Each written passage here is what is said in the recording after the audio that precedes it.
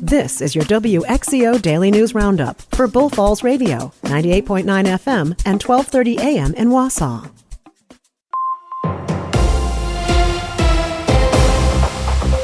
For WXCO News, I'm Isabella Nieto.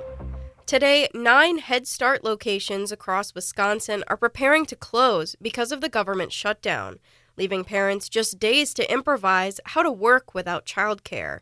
Savannah Tomei Olson reports. The Head Start program provides childcare, preschool, and support for about 15,000 children across Wisconsin. It gives low-income families early education, but also things like health screenings, dental care, and support to connect them with resources like food benefits or job training. They're predominantly working families, working in the retail sector, they're working in hospitality, they're working in our hospitals, so they're a part of the foundation of our economy. Head Start is a critical part of our state and our community's infrastructure. That's Jenny Maurer, the executive director of the Wisconsin Head Start Association. The program is largely funded by the federal government, and because of the federal shutdown, 2 organizations that run Head Start in their communities are not getting their funding. The Southwestern Wisconsin Community Action Program operates 9 locations in Grant, Greene, Iowa, Lafayette, and Richland counties. Without money to pay their bills and their staff, those 9 centers close Monday, leaving kids without their safe place to grow and learn, and leaving their parents scrambling. Parents do their best to find safe places for their children, but we know that what often ends up happening is that children are shuttled between lots of different care situations, and that oftentimes children get watched by other children. Families get increasingly desperate when they're trying to make things work. The Head Start program in Sheboygan will continue for 2 more weeks, but will likely close after the 14th. That would leave a total of nearly 400 children without care in Wisconsin. And if the shutdown continues in December, 1,000 more could lose their Head Start programs. Wisconsin is the only place in the nation where Veterans Day is not a state holiday. Now, some lawmakers want to change that. Savannah Tomei Olson has more. Democratic lawmakers have introduced 3 bills that would benefit veterans, including one to make Veterans Day a state holiday.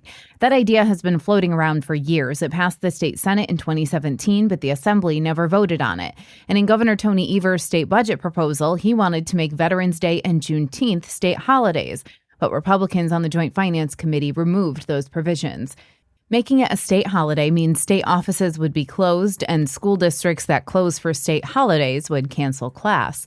Democrats' package of bills also creates a veterans mental health grant program and adds funding to the Missing in Action Recovery Program. All 3 proposals would need Republican support to pass. For Civic Media News, I'm Savannah Tomei Olson. November is Lung Cancer Awareness Month. According to the American Lung Association, more than 35 million Americans live with lung disease. Lung cancer is the second most common cancer in the United States, not counting skin cancer, right behind breast cancer for women and prostate cancer for men.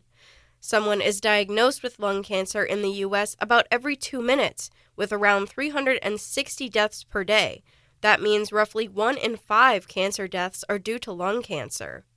The U.S. Preventative Services Task Force recommends yearly lung cancer screenings for anyone who is between 50 and 80 years old, has a 20-pack year or more smoking history, and smokes now or has quit within the past 15 years.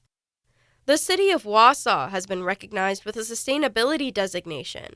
The city sought a Soul Smart Silver designation to align with a 2023 resolution, which supports the reduction of greenhouse gas emissions and energy security, with the goal of 100% clean energy by 2050.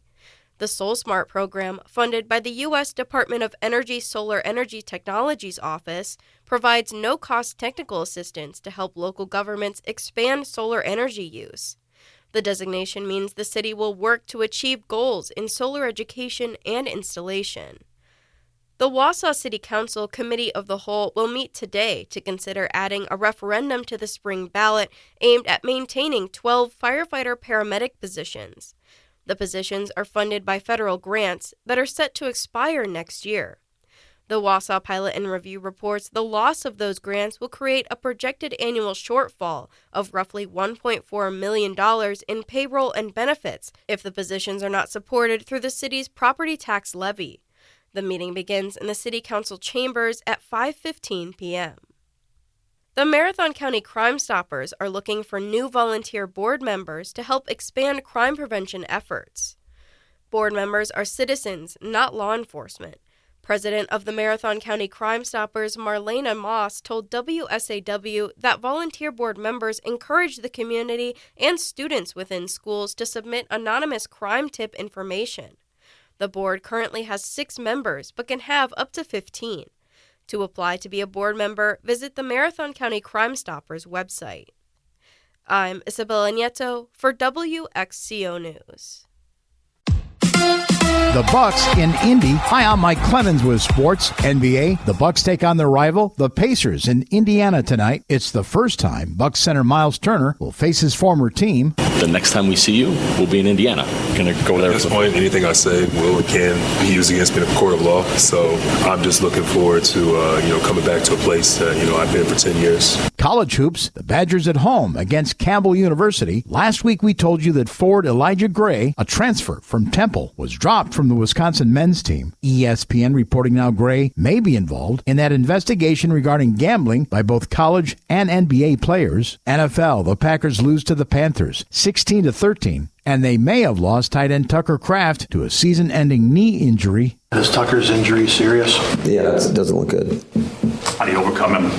It's going to be tough. It is what it, but it's football, and the other guys are going to have to step up. That's Packers head coach Matt LaFleur with Sports on Mike Clemens. It is going to be a bit breezy today with wind out of the west gusting to near 30. That will lead to elevated grassland fire risk issues, so keep that in mind. Otherwise sunny with a high in the mid-50s today. Tonight partly cloudy in the low to mid-30s. Tomorrow partly cloudy, not as windy in the mid-50s. I'm meteorologist Sean Cable.